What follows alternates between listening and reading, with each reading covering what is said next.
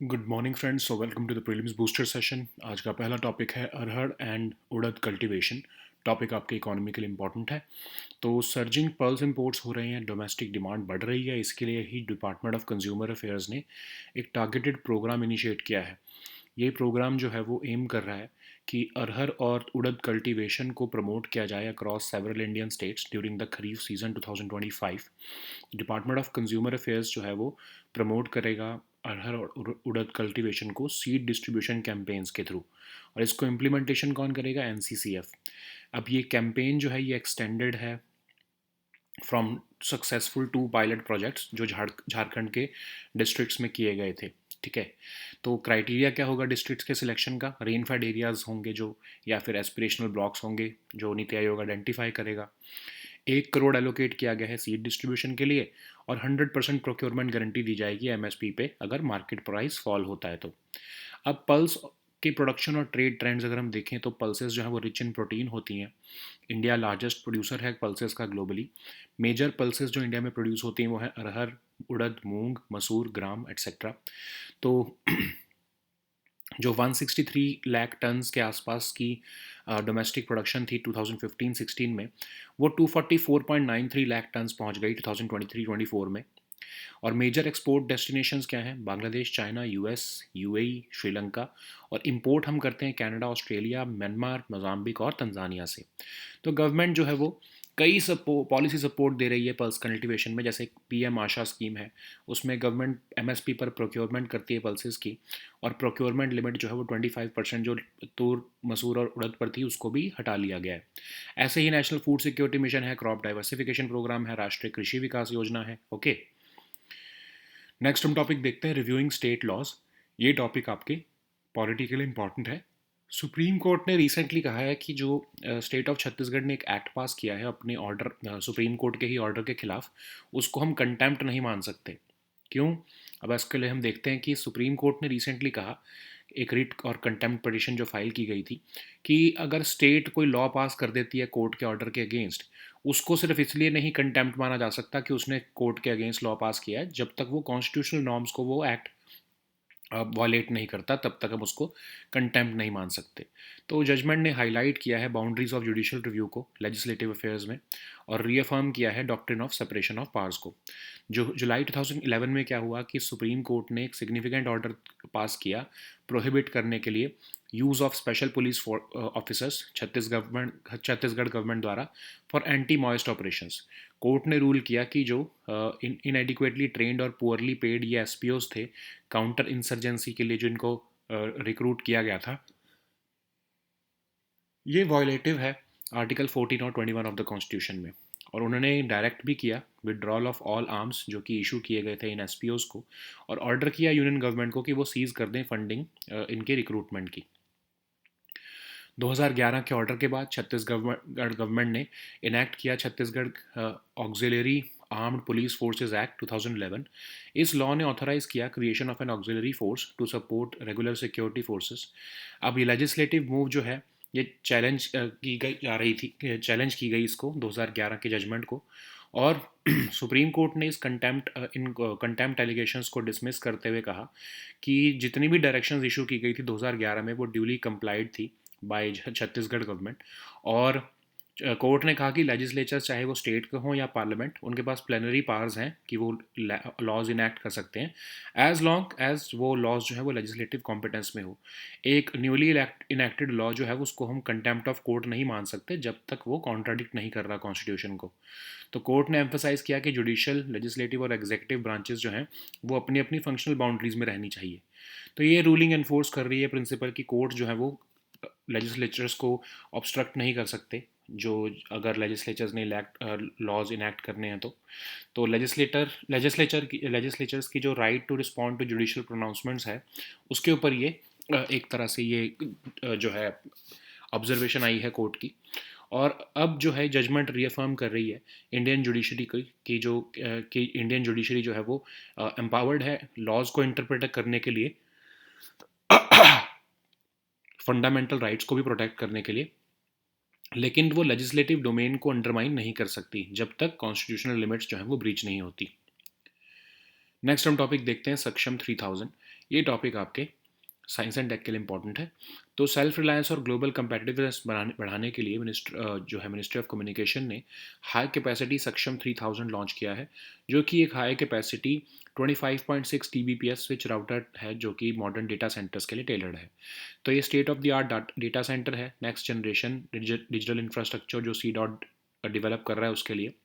ये प्लेटफॉर्म का एम है कि एड्रेस करें evolving needs of large enterprises, telecom operators और हाइपर स्केल डेटा सेंटर्स। अब इसको बिल्ड किया गया है पावर करने के लिए large scale computing clusters, ultra low latency है, वायर स्पीड प्रोसेसिंग है, मॉड्यूलर CROS है, फ्यूचर रेडी प्लेटफॉर्म है बहुत बहुत लेगेसी और क्लाउड नेटिव नेटवर्क्स के लिए। नेक्स्ट हम टॉपिक देखते हैं परख राष्ट्रीय सर्वेक्षण डिसैमिनेशन पोर्टल।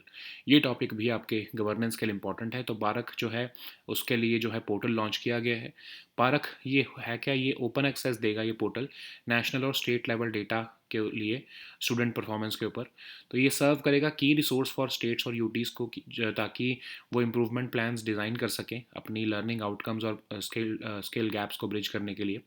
तो पारख क्या है, एक यूनिट है जो एस्टैब्लिश्ड है with in NCERT in 2023 standardise करने के लिए school board assessments nation wide. PARAKH team जो है वो कंसिस्ट करती है लीडिंग असेसमेंट एक्सपर्ट्स जिसमें जिनके पास डीप अंडरस्टैंडिंग है of education system in India. तो इसका ऑब्जेक्टिव है कि बेसिक ऑब्जेक्टिव जो हैं नॉर्म्स को सेट करना, स्टैंडर्ड्स गाइडलाइंस इंप्लीमेंट करना, activities related to student assessment. तो मैंडेट है पारक का कि जो स्कूल बोर्ड्स हैं अक्रॉस द स्टेट्स और यूनियन टेरिटरीज उनको एक कॉमन प्लेटफॉर्म पर लाया जा सके। नेक्स्ट हम टॉपिक देखते हैं डेंगी ऑल। ये टॉपिक आपके सोशल इश्यूज़ के लिए इंपॉर्टेंट है। तो इंडिया ने 50% एनरोलमेंट मार्क रीच कर लिया है अपने फर्स्ट फेज़ 3 क्लिनिकल ट्रायल में डेंगी ऑल के। तो डेंगी ऑल क्या है, ये पनिकिया बायोटेक लिमिटेड द्वारा बनाई गई वैक्सीन है नेशनल इंस्टीट्यूट ऑफ हेल्थ के साथ लाइसेंसिंग एग्रीमेंट में। इसमें सभी जो चारों डेंगी वायरस के सब टाइप्स हैं वो वीकेंड फॉर्म में अवेलेबल हैं। और फेज़ वन और टू क्लिनिकल ट्रायल जो है उन्होंने एक बैलेंस्ड रॉबस्ट इम्यून रिस्पॉन्स दिखाया है across all 4 dinghy virus types. Dinghy क्या है, एक मस्कीटो बॉर्न वायरल इन्फेक्शन जो कि कॉमन है ट्रॉपिकल और सब ट्रॉपिकल क्लाइमेट्स में। ट्रांसमिट होती है ह्यूमंस में from the bite of infected Aedes aegypti mosquito. Dengue contagious नहीं है, लेकिन हाँ प्रेग्नेंट पर्सन से चाइल्ड में ट्रांसफ़र हो सकती है। मोस्ट कॉमन सिम्टम्स क्या हैं, high fever, headache, body ache, nausea, rash. कोई स्पेसिफिक मेडिसिन नहीं होती है इसको ट्रीट करने के लिए, इसलिए पेन सिम्टम्स को ही ट्रीट किया जाता है। नेक्स्ट हम टॉपिक देखते हैं टेलीविजन रेटिंग पॉइंट। ये टॉपिक आपके गवर्नेंस के लिए इंपॉर्टेंट है। तो ministry of information and broadcasting ने कुछ अमेंडमेंट्स प्रपोज किए हैं कि ताकि जो TRP सिस्टम है वो डाइवर्स और evolving media consumption habit of viewers को रिफ्लेक्ट कर सके। TRP क्या होता है, एक मेजर है पॉपुलैरिटी और व्यूअरशिप देखने का टेलीविज़न प्रोग्राम्स की। जितना ज़्यादा एक व्यूअर्स देखेंगे एक प्रोग्राम को उतनी ही ज़्यादा उसकी TRP रेटिंग होगी। इसको कैलकुलेट किया जाता है मोस्टली एक पीरियड ऑफ टाइम पर, खासकर एक वीक पर। और एडवर्टाइजर्स इसी के बेसिस पर डिसाइड करते हैं कि कहाँ वो अपने एडवर्टीजमेंट्स लगाएंगे, या इन्वेस्टर्स भी डिसाइड करते हैं कि कहाँ पर वो अपनी इन्वेस्टमेंट करेंगे। ठीक है। नेक्स्ट हम टॉपिक देखते हैं ग्रैंड इथोपियन रेनेसां डैम। ये टॉपिक आपके इंटरनेशनल रिलेशंस के लिए इंपॉर्टेंट है। तो इथोपियन प्राइम मिनिस्टर ने रिसेंटली कहा है कि जो ग्रैंड इथोपियन रेनेसां डैम है वो ब्लू नाइल पर जो बनाया गया है वो कंप्लीट हो गया है और वो ऑफिशियली इनाग्रेट होने वाला है। Okay.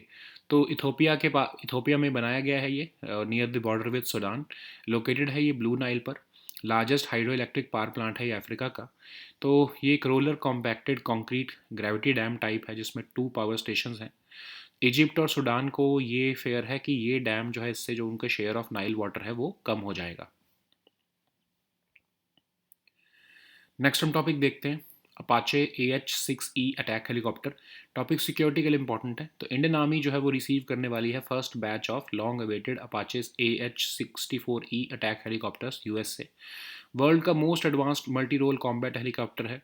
Advanced reconnaissance, precision strikes और क्लोज एयर सपोर्ट मिशंस के लिए ग्लोबली जाना जाता है। अपाचे गार्डियन भी इसको कहते हैं, बोइंग ने बनाया है इसको। ओके। लेटेस्ट वर्जन है ये अपाचे का जो कि US आर्मी यूज़ करती है। मैक्सिमम स्पीड इसकी 300 किलोमीटर पर आवर है। रेंज 500 किलोमीटर तक की है।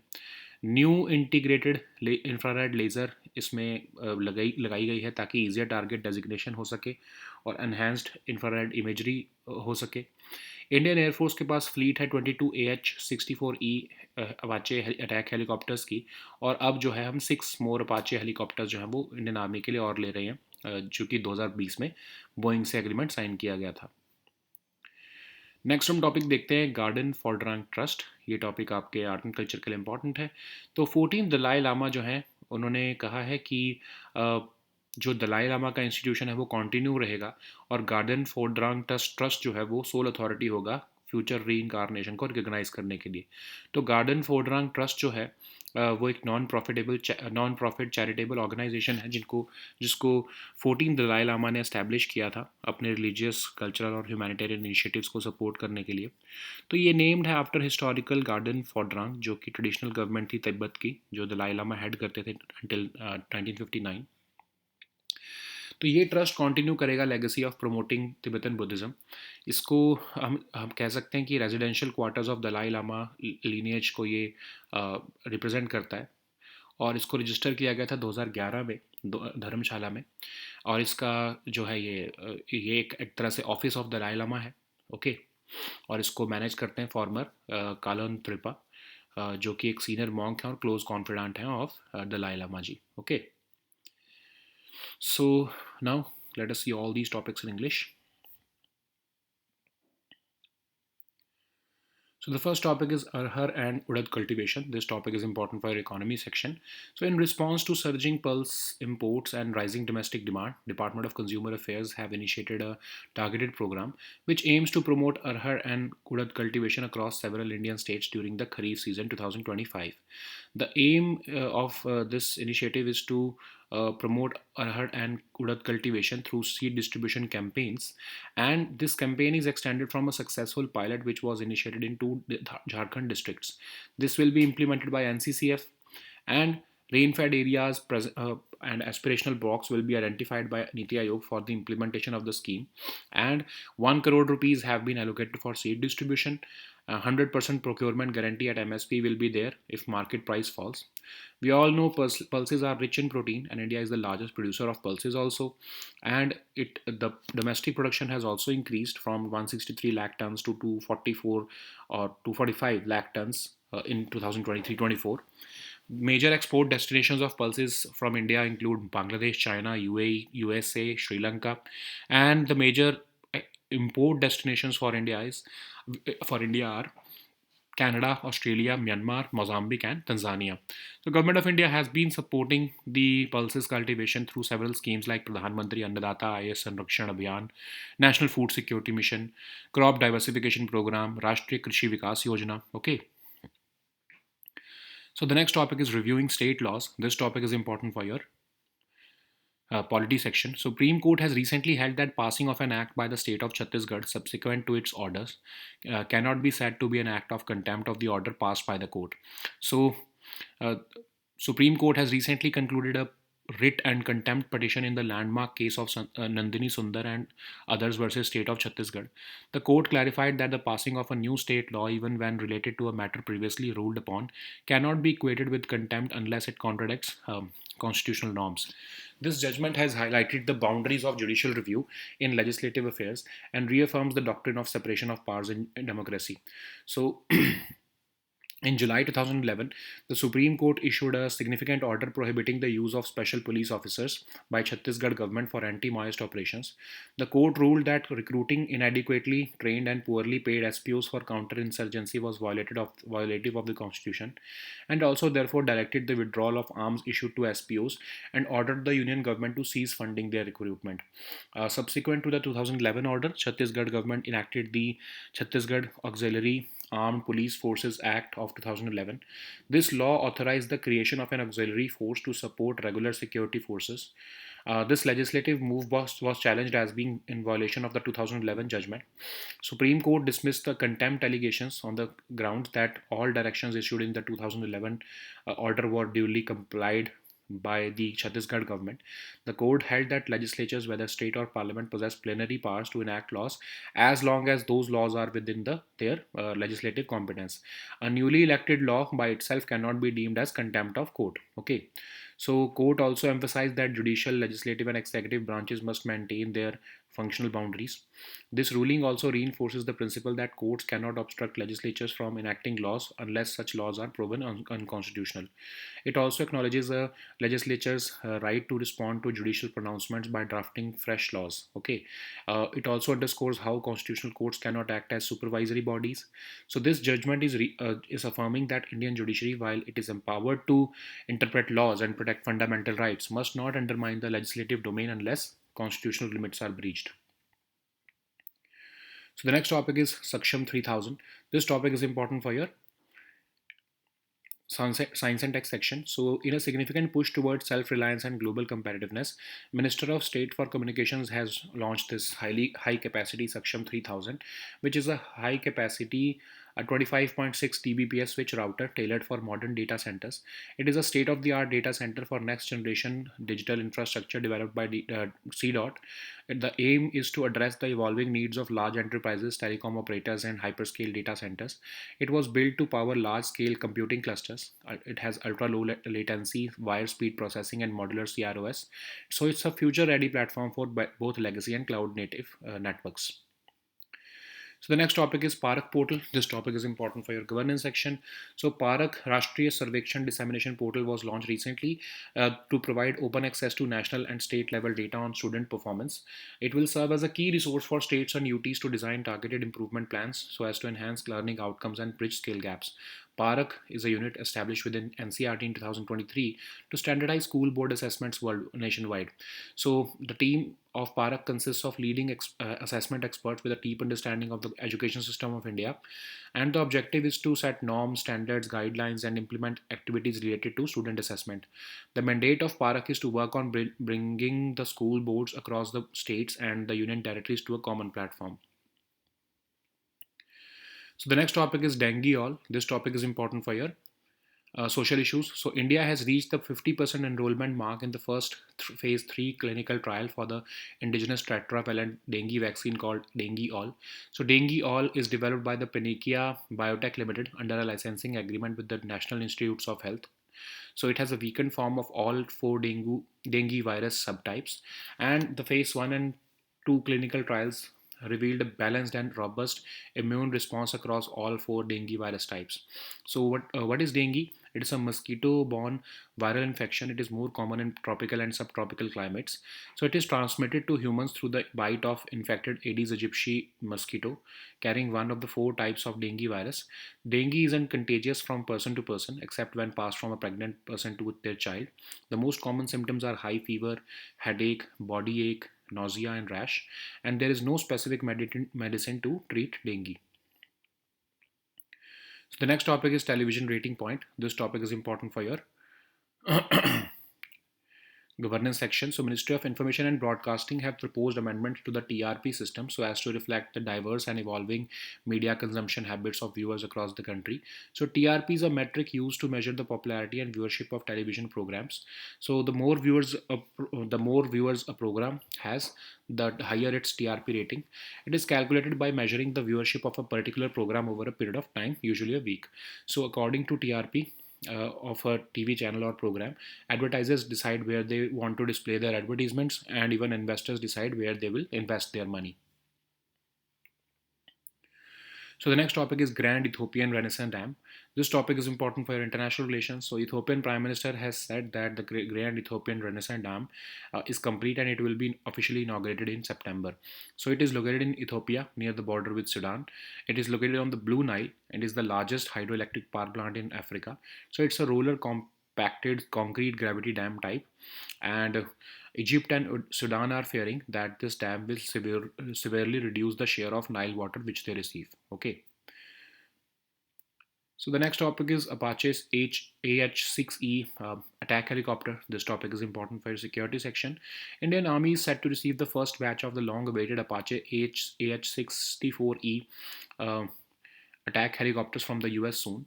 So Apache AH-64E attack helicopter is the world's most advanced multi-role combat helicopter used for advanced reconnaissance, precision strikes, and close air support missions globally. It is also known as the Apache Guardian. It is the latest version of the Apache used by the US Army. It has a maximum speed of 300 kilometers per hour, 500-kilometer range. It includes a newly integrated infrared laser, which allows for easier target designation and enhanced infrared imagery.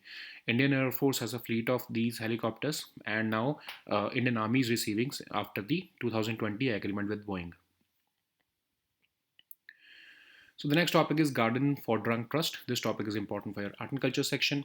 So 14th Dalai Lama has announced the institution of Dalai Lama will continue, and the Garden Fordrang Trust will be the sole authority to recognize the future reincarnation. So this trust is a non-profit charitable organization established by the 14th Dalai Lama.